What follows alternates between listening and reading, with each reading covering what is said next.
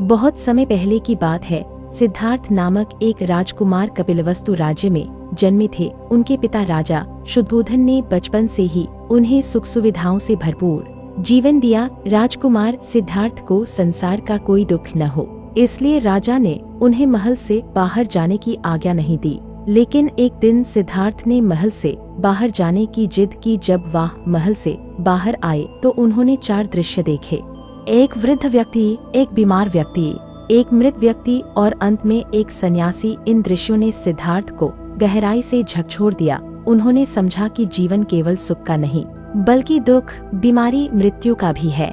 इस अनुभव के बाद सिद्धार्थ ने रात के अंधेरे में अपने परिवार और राजपाट को त्याग दिया। वे सत्य की खोज में निकल पड़े, दुख का कारण और उससे मुक्ति पाने का उपाय जानने के लिए।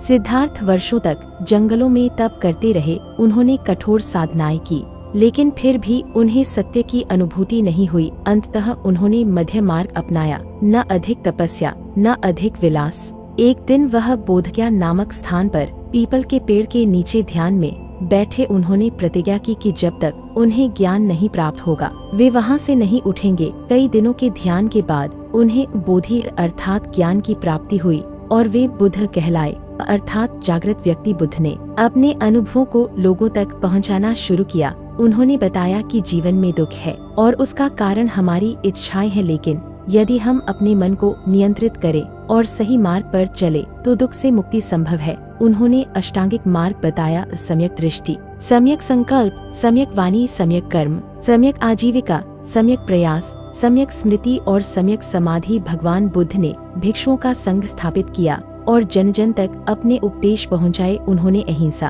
करुणा और सत्य पर बल दिया। उनका जीवन आज भी लोगों को प्रेरणा देता है। इस कहानी से हमें यह सीख मिलती है कि जीवन के दुखों से भागने की बजाय हमें उनके कारण को समझना चाहिए। संयम, ध्यान और करुणा के मार्ग से हम न केवल अपने जीवन को बल्कि दूसरों के जीवन को भी उज्ज्वल बना सकते हैं। अगर आपको यह कहानी अच्छी लगी हो तो लाइक और सब्सक्राइब अवश्य करें। धन्यवाद। नमो बुद्धाय।